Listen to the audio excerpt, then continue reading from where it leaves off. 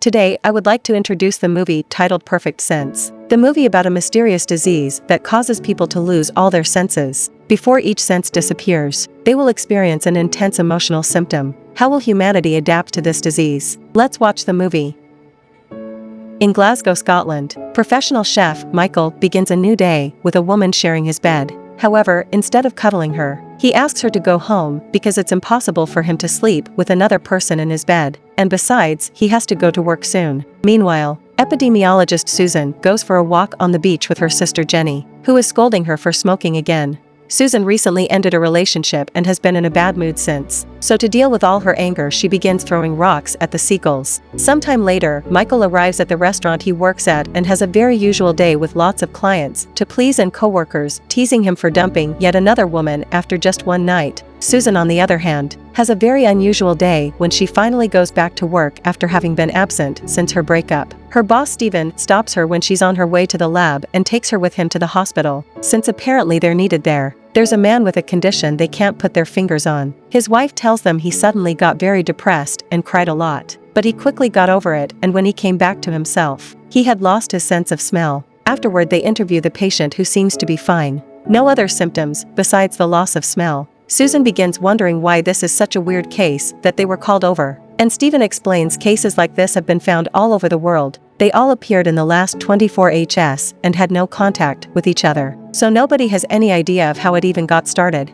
They reach the conclusion that it isn't a big deal and maybe it will go away, so for now they won't panic. The next day, Susan is having a smoke by the window before going to work and sees Michael come out from the restaurant back door, which is on her street. He sees her as well and asks for a cigarette, which she throws at him while teasing him. Afterward, at the lab, she and her coworker give Stephen the conclusions they've reached so far. Nothing indicates that this is a virus and it doesn't seem to be contagious, but there's no denying it's spreading. Their options are a new toxin, something environmental, or perhaps terrorism. They're right about one thing though, it's definitely spreading. More and more people around the city stop in the middle of the day to begin crying when they suddenly are hit by profound grief. Once that passes, they lose their sense of smell. Authorities start appearing on the news explaining their scientists are alert and investigating the issues, but there's no cause for alarm yet. No matter how many times they say it isn't contagious though, the fear this news put in people can soon be seen on the streets. Fewer and fewer people are going out, and the ones that do are wearing masks. One evening, Michael's restaurant is completely empty, so everyone leaves early, while he has a smoke outside. He sees Susan arrive from work, so after some chit-chat, he invites her to have dinner at the restaurant since they have a lot of extra food to share because of their lack of clients. Susan is impressed by Michael's cooking abilities, but her enjoyment of the food is interrupted when she's suddenly hit by a wave of grief and she begins crying. Michael comforts her, ignoring her worry over him staying too close to her now that she has this mysterious illness too, and offers her to take her home, which she accepts. When they reach Susan's apartment, Michael decides to stay and comfort her until she falls asleep. Before that happens though, Michael is hit by grief as well and begins crying, so Susan hugs him in return. Now they're comforting each other at the same time. The next morning, when they have coffee for breakfast, they confirm they can't smell anything anymore. Later, each of them sees how the lack of smell impacts their jobs. For Susan is a blessing because they're working with animals, and this way she can't smell their nasty cages. At Michael's restaurant, however, a meeting is held to discuss how they'll deal with this, since a great part of food flavor comes from the smell. This will be like cooking for snotty-nosed people. Every flavor must be turned up to 11. The world moves on as food becomes spicier, sweeter and saltier. Condiments are used in much higher amounts to compensate for the lack of smell. The real loss comes in the form of memories, since smells would often trigger them in your brain. Some days later, after work, Michael stands under Susan's window and asks her out. His first few suggestions are turned down, but eventually she accepts to go on a walk together. It's during this walk that they come across a violinist that, with her music and a few tree leaves, is trying to evoke the feeling of smells and what the memories those could trigger. After they're done with the walk, the two of them return to Susan's apartment to spend some time together. Afterward, Michael wants to fall asleep, which surprises him since usually he can't do that while sharing the bed. Susan, however, suddenly finds herself want to be alone, so she asks him to leave. Michael does so after gives her a card and begging her a call for sometimes. On his way home, Michael comes across a guy that is sure this is a punishment from God and the final day is coming, but when he makes it to his place, for some reason he can't sleep, even if he's alone in the bed. The next day, he goes to the cemetery to visit his fiancée's grave and comes across her parents, who judge him for having come without flowers. Meanwhile, Susan hangs out with Jenny and her kids and tells her she's heard her ex got married and will have a baby soon. She also tells her about Michael, but she isn't sure if she likes him or not because she always picks bastards. Theories about the mysterious illness keep popping up. Environmental groups think it's the start of an ecological apocalypse.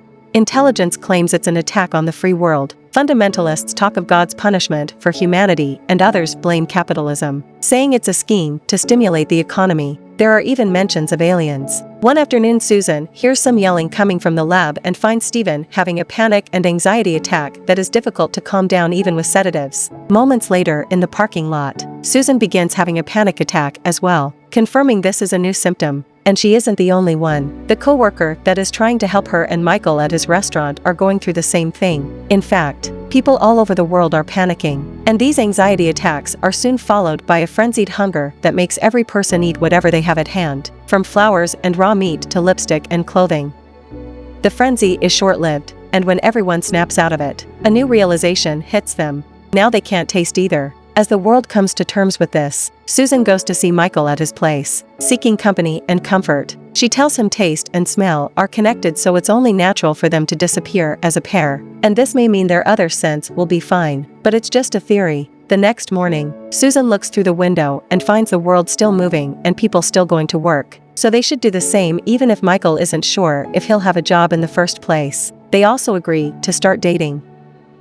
When Michael arrives at the restaurant, his boss tells him they won't be opening because there will be no clients. People from now on will only buy flour and fat, but Michael disagrees. Having dinner is still a plan people like to do when they want to go out, and big toasts on important celebrations will also continue to be a thing. He's sure they just need to reinvent themselves, and reinvent he does, with the help of his co-workers. Michael creates a menu based on textures and sounds, which is a big success. People return to the restaurant because it's a socializing activity and they like to be served.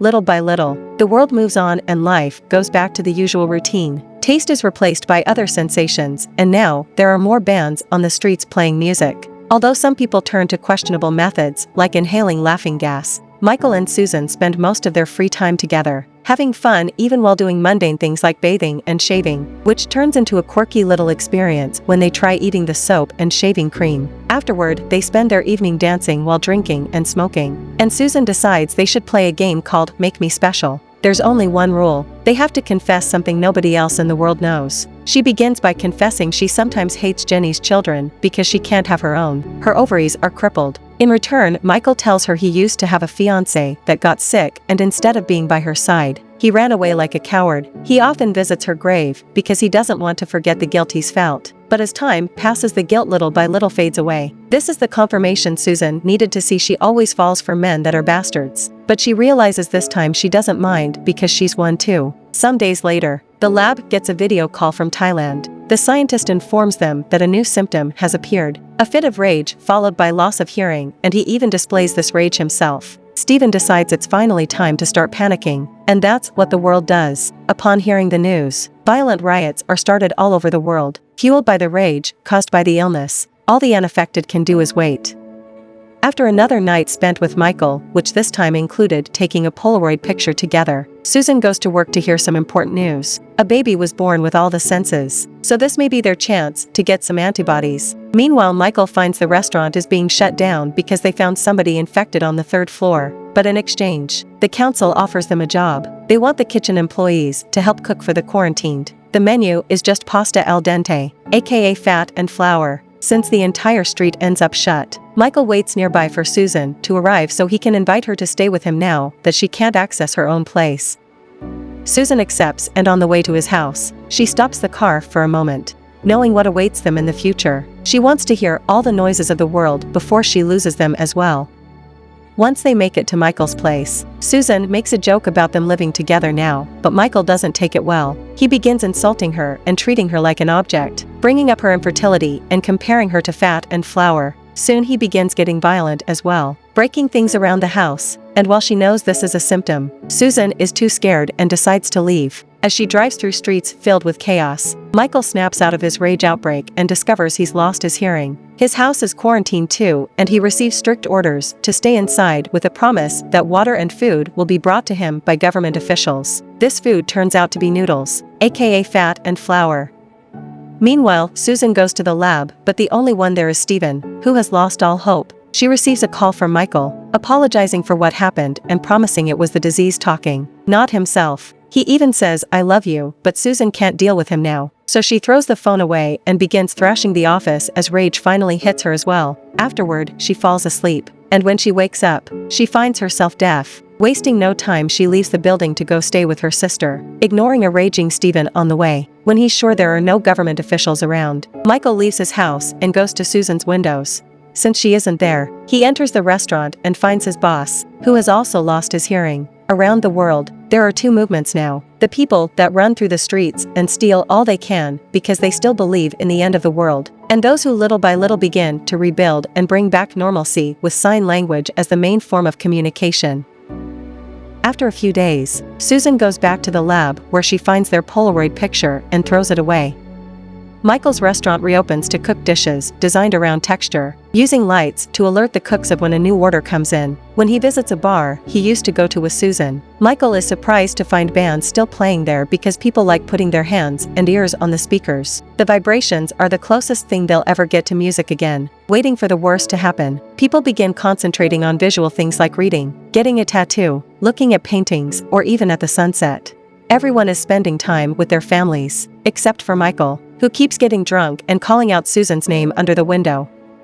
Darkness will soon arrive in the world, but like all the losses before this one, an emotional symptom comes first: joyful euphoria. As people around the world notice how beautiful it is to be alive and hug each other, both Michael and Susan remember how happy their relationship made them and go looking for each other. Susan arrives first and enters the empty restaurant. Michael comes soon after and goes upstairs to her apartment. At the window, he sees Susan come out and get in the car, so he rushes out to try to stop her, but it's too late. She's already gone. Thankfully, this is a one-way road and Susan must drive back to get out. So she sees Michael standing in the middle of the street and goes to him. So the couple manages to look at each other for the last time as they grab their hands and darkness takes over their eyes. They kiss as they feel the tears on their cheeks, and if anyone could see them, they would look like normal lovers caressing their faces.